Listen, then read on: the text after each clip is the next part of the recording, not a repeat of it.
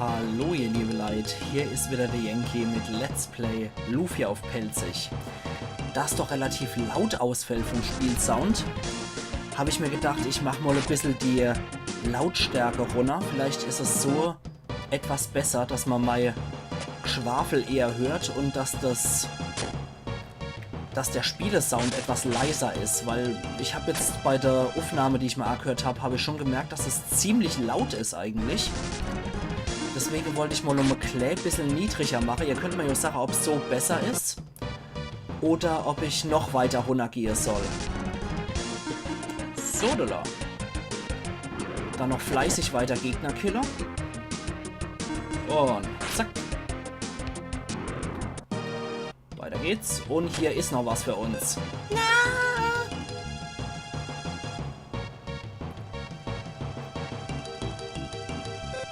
Maxim! Ja, Tia hat's mal wieder gepackt, sich in irgendeinen Kampf reinzufinden gegen Gegner, die wir bisher noch nicht kennen. Goblin und Skeletor. Tja, erstmal den Goblin fertig machen, oder? Allzu viel ziehen sie jetzt auch nicht ab, aber der Skeletor zieht gut was ab. Tja. Das sind dann wohl die nächsten Gegner aus dem nächsten Dungeon für uns. Und gute Erfahrungspunkte geben es auf jeden Fall. So. Die sind weg. Maxim! Tia, was machst denn du hier? Ich habe mich so einsam gefühlt. Ich habe Angst gehabt, dass du fortgehst. Das machst du doch, oder? Oh nee, bitte nicht. Doch. Aber warum nur? Erinnerst du dich noch an die rote Lichtkugel, die noch Norden geflogen ist? Ja. Das Licht birgt eine Macht, die die Welt zerstören könnte. So hat man es mir zumindest erzählt. Die Welt zerstören, das kann ich nicht glauben. Das ist aber so. Die Monster haben bereits angefangen, Menschen anzugreifen. Warum musst ausgerechnet du gehen? Weil ich die Kraft habe, das Böse zu besiegen. Du bist zwar stärker, als man denken mag, aber... Ist es dir dann noch nicht aufgefallen? Was dann? Seit meiner Kindheit kann ich perfekt mit dem Schwert umgehen. Ohne die Kunst je erlernt zu haben. Das ist doch seltsam. Warum also kann ich's? Wozu habe ich das Talent? Ich muss es einfach rausfinden. Also, wirst wirklich gehen, Maxim? Ich werde bleiben. Das stimmt nicht. Warum? Wir werden zusammen gehen. Was? Nee, unmöglich. Ich kann dich nicht mitnehmen mit hier. Hey, ich will eine Waffe laden und ich weiß, wie man mit dem Schwert umgeht. Warte mal, Tia. Lauf hier nicht so rum. Das ist sehr gefährlich. Weiß ich, ach. Tia! Ja. Zack. So viel dazu, ne? Zumindest den Gobelin können wir noch niedermachen. Und Tia mal wieder retten. So. Bist du verrückt? Ach, danke, Maxim, es tut mir ja so leid, Ist schon gut, Tia. Wir werden zusammen gehen. Einverstanden. Tia schließt sich an. Und sie ist jetzt, wie man das aus solcher JRPGs kennt, ist jetzt im Hauptcharakter verschmolzen und kommt nur raus, wenn was Story-Relevantes kommt.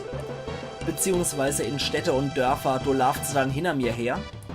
Aber in Dungeons ist er mit unserem Hauptcharakter verschmolzen.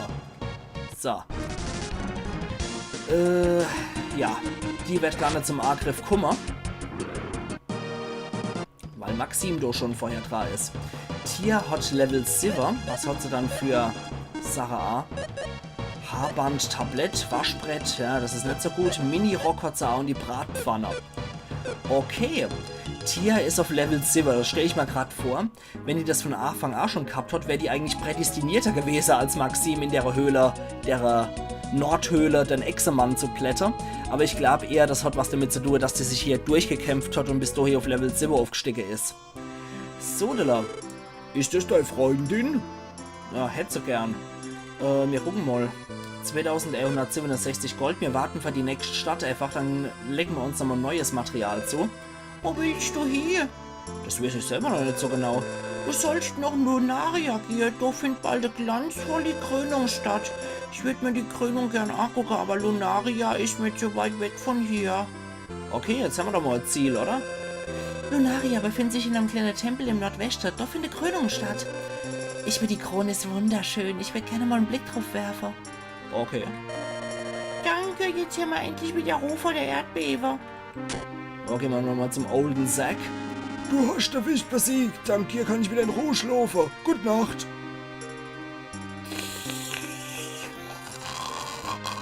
Okay, wir lassen das, bevor es eklig wird. Und gehen wir zu dem Skeptiker hier. Ich habe 2 Reisende von der Krönung Lunaria erzählt. Die waren ganz aufgeregt und sind sofort abgereist. Ich kann mir schon denken, wer das ist, ja. Die werden wir definitiv noch erleben. Du hast den Fisch besiegt. Du bist wirklich sehr mutig. Du könntest in Lunaria Karriere machen. Du brauchst mal starke Männer. Na hopp. Wenn sie doch starke Männer brauchen, dann wollen wir doch natürlich mal hier. Und zack, zack, zack. Kleiner Tempel, haben sie ja gesagt. Anfangsgegner. Die sollte Tia auch noch hinkriegen, hoffe ich. Zack. Okay, die kriegt Tia, nicht hier. Wie ist dann das Mädel durch die Nordhöhle gekommen, wenn sie nicht mal gegen sowas bestehen kann? Naja, wir helfen noch ein bisschen. Ja, also allzu große Hilfe ist er jetzt nicht wirklich, aber sie meint's gut. So, durch den Tempel müssen wir. Tempel nach Lunaria. Ist aber auch schön gestaltet, wie ich finde, mit einer Drache, mit dem Wasserfall und so. Eine kleine Wasserfälle. Schön gemacht. Viel Glück auf eurer Reise nach Lunaria. All hopp, merci. Da kommen wir hier weiter. Und hier gehen wir auch noch mal kurz hier. Weil da gibt es nochmal was Kleines für uns, was... oh Gott, nur 3 Schadenspunkte macht sie. Eieiei, wenigstens kann sie gut einstecken.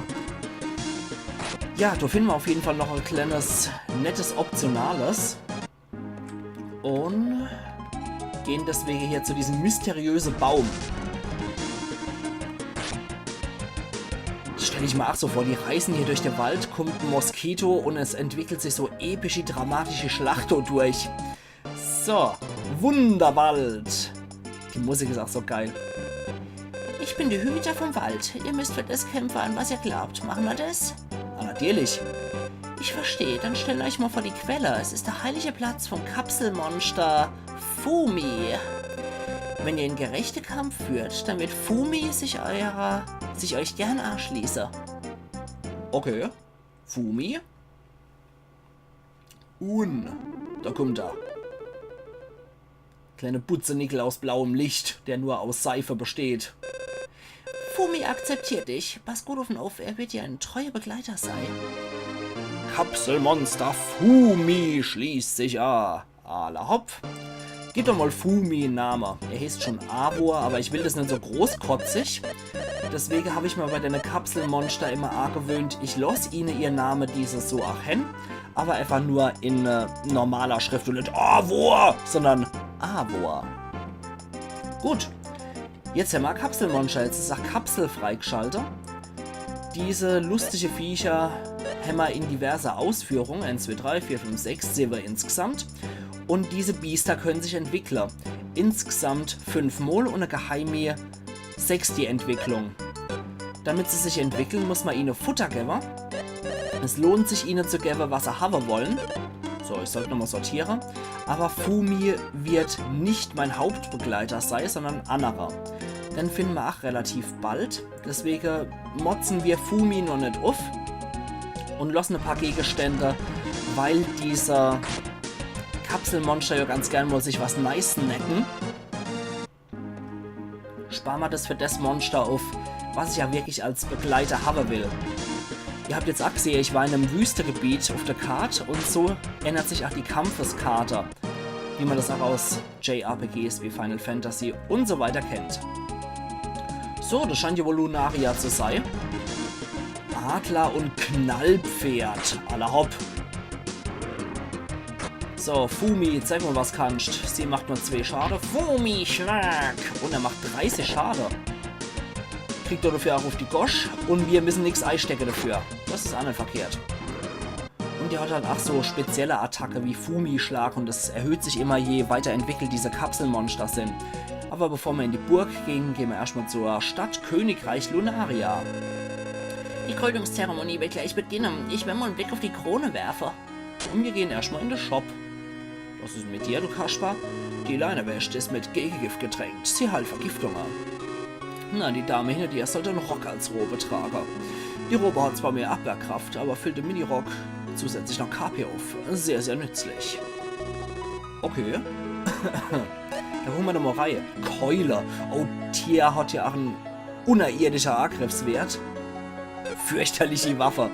Langmesser, langes Kampfmesser und Kurzschwert. Langes Kampfschwert, Eisbomber. Für Gegner, die Angst vor Frostbeule haben. Alle hopp. Das kaufen wir doch gleich mal für Maxim. Und hier kriegt das Langmesser. So, Mini-Rock hat sie ja schon eine Robe. Ein weites Kleidungsstück mit langen Ärmeln, hat aber nichts Spezielles. Leineweste aus verstärkten Leinen und hat Gegengift mit drauf als Zornesattacke. Lederschild, Rundschild, Minischild, kann noch Löwenherz, was die Angriffe erhöht. Okay, wir kaufen für Maxim noch die Leinenweste. Da gucken wir mal, was wir ein bisschen an Schampel verkaufen können.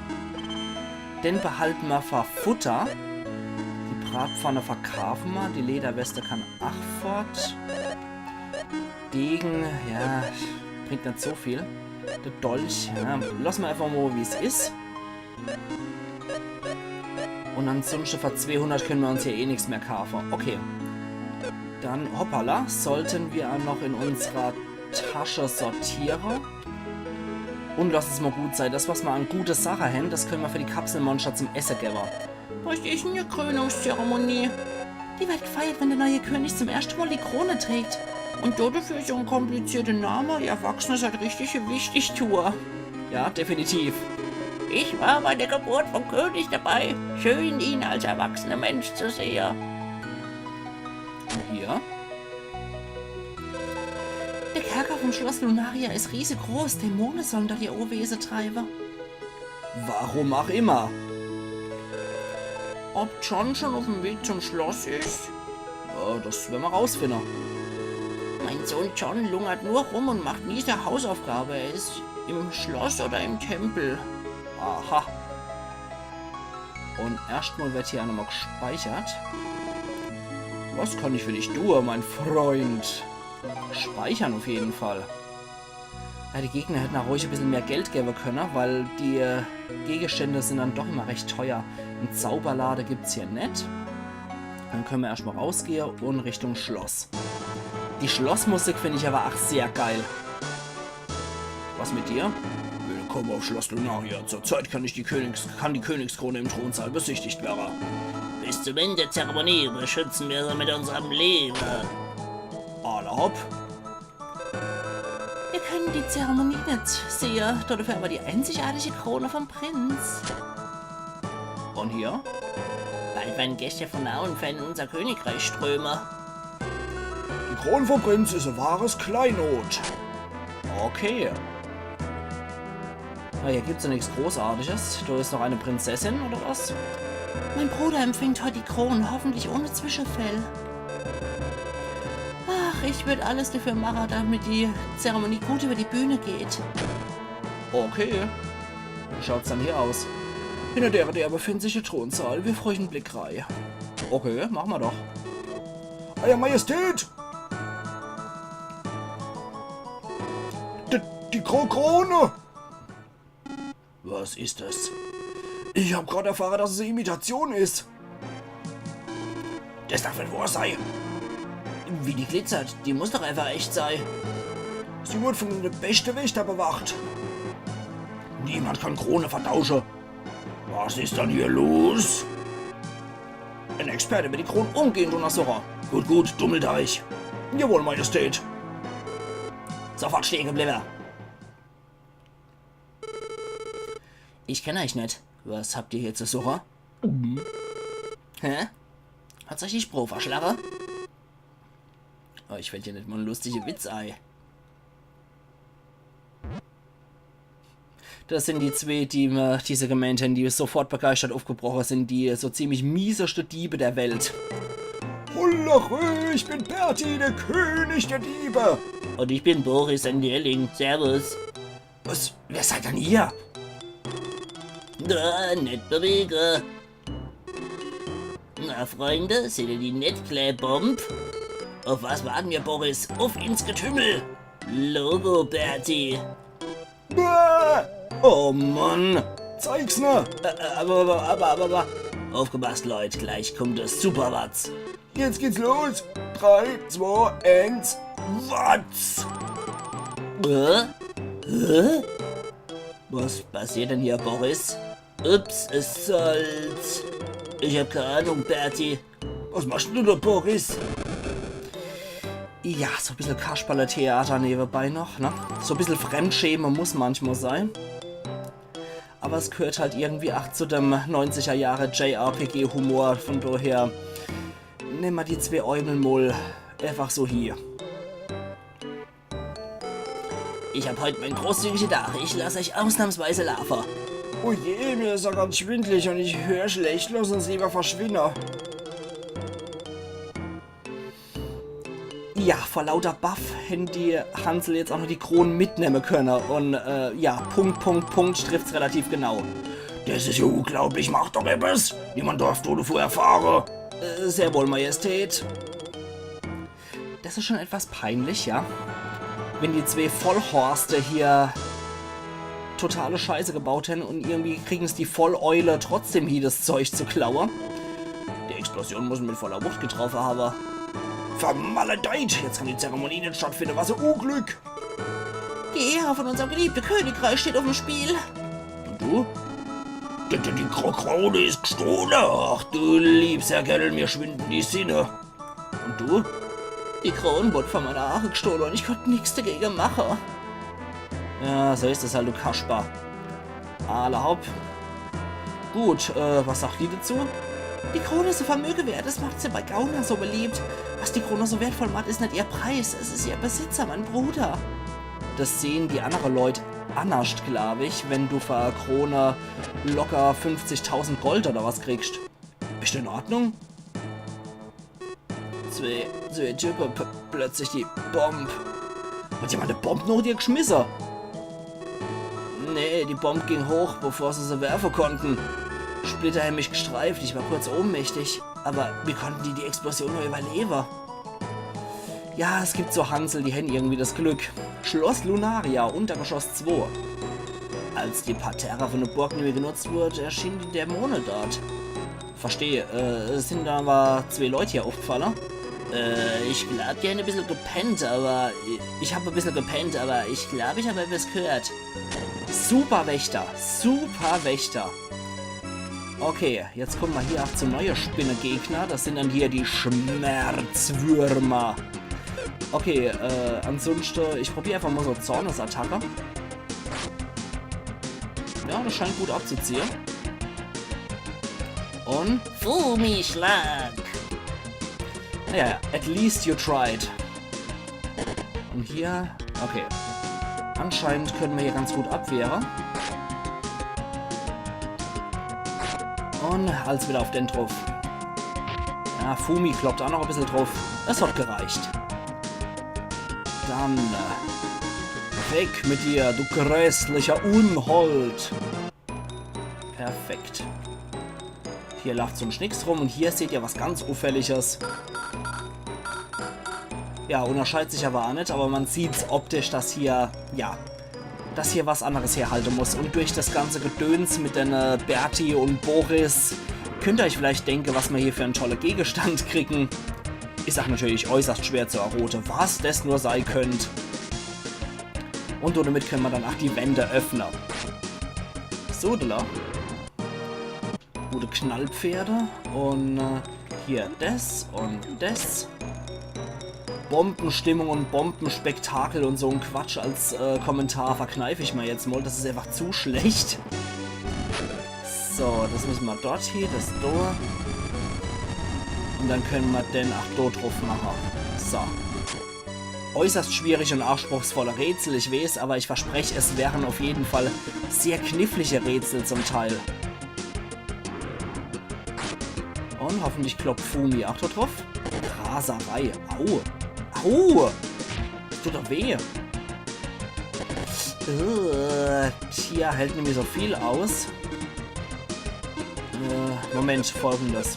Maxim auf das, sie auf sich. Weil Maxim kann One-Hitter. Tia sollte sich dringend heilen. Genau, und jetzt nochmal. Fumi bzw. Avor haut drauf und killt Arden hier. Gut, was sagt denn das Schild? 6 Schritte musst du gehen, um die Bombe explodieren zu sehen. Kisten, Säulen und rissige Wände werden auch zu Bruch gehen behende. Auch kannst du 6-mal schlagen, um sie hoch zu jagen. Um sie einzusetzen, musst du im Ringmenü auf das Bombenzeichen setzen. Tada! Ja, blau und so, ne? Habe ich ja schon mal gesagt. Warte mal. Machen wir gleich mal hier. Da sehen wir auch hier, Pfeil und Bombe sind auch in bläulich hier dargestellt. Und hier haben wir sie. 1, 2, 3, 4, 5, 6. Ne, oder?